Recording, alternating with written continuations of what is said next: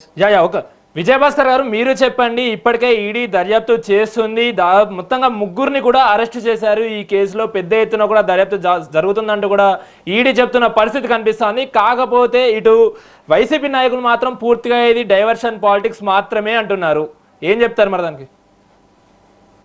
మీరే ప్రశ్నించారు కదా, ఈడీ విచారిస్తుంటే అది కూడా బోగస్తానా అని చెప్పేసి మీరు ప్రశ్నించారు కదా. ఇప్పుడు మీరు ఈ ట్రాన్స్పోర్ట్ కాంట్రాక్ట్ కి సంబంధించి కారుమూరు నాగేశ్వరరావు, కారుమూరు సునీల్ అనేవాళ్ళని ముద్దాయిలుగా భావించారు. అదేవిధంగా ఈరోజు కారుమూరు సునీల్ని అరెస్ట్ చేశారు. అదేవిధంగా వాళ్ళ నాన్నకి 23వ తేదీ ఈడీ విచారణకు హాజరమ్మని నోటీసు సర్వ్ చేయడం జరిగింది. అది మన డిబేట్ ఇప్పుడు పరమార్థం. ఇప్పుడు మీరు పెట్టిన డిబేట్. ఇప్పుడు నాకు ముందు మోహన్ రెడ్డి గారు అసలు విషయాలు పక్కన పెట్టేసి ఇప్పుడు మన డిబేట్ ని డైవర్ట్ చేసే విధంగా మాట్లాడారు.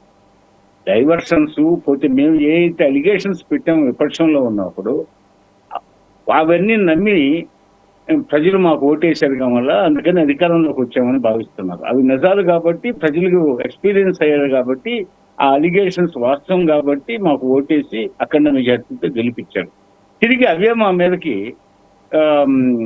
ప్రయోగిస్తే తిరిగి వాళ్ళు లబ్ధి పొందొచ్చని అనుకుంటున్నారు.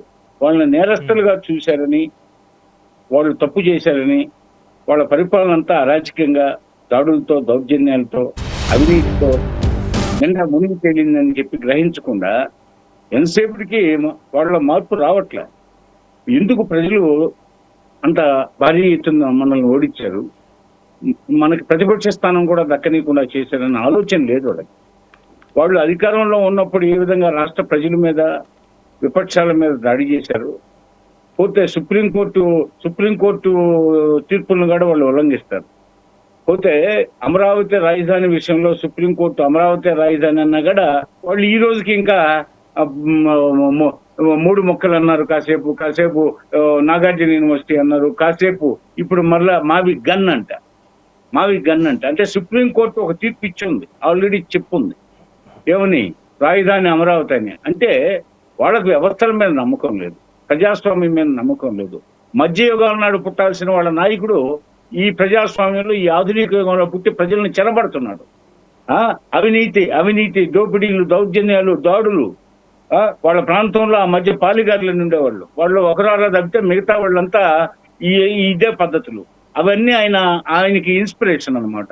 ఆ ఇన్స్పిరేషన్ తో ఆయన పార్టీ శ్రేణులు కూడా ఆ నాయకుడు భజన చేయాల్సిన పరిస్థితి. లేకుంటే సుప్రీంకోర్టు రాజధాని అమరావతి అంటే ఇప్పుడు మళ్ళీ కొత్త ప్రతిపాదన ఒకటి తీసుకొచ్చాడు. అట్లాగే ఏదో సుప్రీంకోర్టు దర్యాప్తు సంస్థను వేసిందంట, సిబిఐని. వాళ్ళు ఏం చెప్పలేదంట. ఆ కేసు క్లోజ్ అయింది అనుకుంటున్నారా? కేసు క్లోజ్ కాలేదు, ఉంది, నడుస్తుంది, వస్తాయి కదా, అన్ని వెలుగులోకి వస్తాయి కదా. అట్లాగే ఇప్పుడు మీరు పెట్టిన డిబేట్కి సంబంధించి ఇప్పటికే 52 మంది ఇందులో నిందితులుగా ఆల్రెడీ పేర్కొని ఉన్నారు సిట్. అందులో కొంతమందిని అరెస్ట్ చేసి ఉన్నారు. ఇప్పుడు ఇటీవల వాసుదేవ్ రెడ్డిని అరెస్ట్ చేశారు. ప్రధాన నిందితులుగా భావించే రాజకేశ్ రెడ్డిని అరెస్ట్ చేశారు. ఈ రోజు కారుమూరు సునీల్, మాజీ మంత్రి గారి కుమారుడు, వాళ్ళ నాన్న గతంలో మంత్రిగా జగన్మోహన్ రెడ్డి హయాంలో చేశారు. ఆయనకి ఈ నెల 23వ తేదీ విచారణకు హాజరు కమ్మని పోతే ఈడీ నోటీసులు సర్వ్ చేయడం జరిగింది. ఈ నేపథ్యంలో ఇది రమణకి సంబంధించిన కాంట్రాక్ట్స్, టెండర్స్ నియమ నిబంధనలు ఉల్లంఘించారు. ఒక్క అవినీతికి పాల్పడటమే కాదు, టెండర్స్ నియమ నిబంధనలు కూడా ఉల్లంఘించారు. 195,33,00,000 ఇప్పటిదాకా గుర్తించింది ఈడీ. ఈ రవాణా కాంట్రాక్ట్ లో జరిగిన అవినీతి 195,33,00,000. ఈ భవిష్యత్తులో ఇంకా ఎంత అమౌంట్ పెరుగుతుందో తెలియదు. అదేవిధంగా ఇంకా ఎంతమంది, ఇప్పటికే 52 మంది నిందితులుగా గుర్తించున్నారు, ఇంకా ఎంతమంది పెరుగుతారో తెలియదు. ఒక్కొక్కరిని విచారించే కొద్దీ నిందితుల జాబితా పెరిగిపోతుంది. చెప్పారు వాళ్ళు, దానికి ఏమంటారు? ఏమండి, కేవలం ఏదైతే మద్యపాన నిషేధం చేయడానికి మాత్రమే ఈ మార్పులు చేర్పులు అన్ని చేశాము, మా నాయకుడు అదే విధంగా చేశారు అంటూ కూడా వైసీపీ నాయకులు మొదటి నుంచి చెప్తున్నమాట. దానికి ఏం చెప్తారు?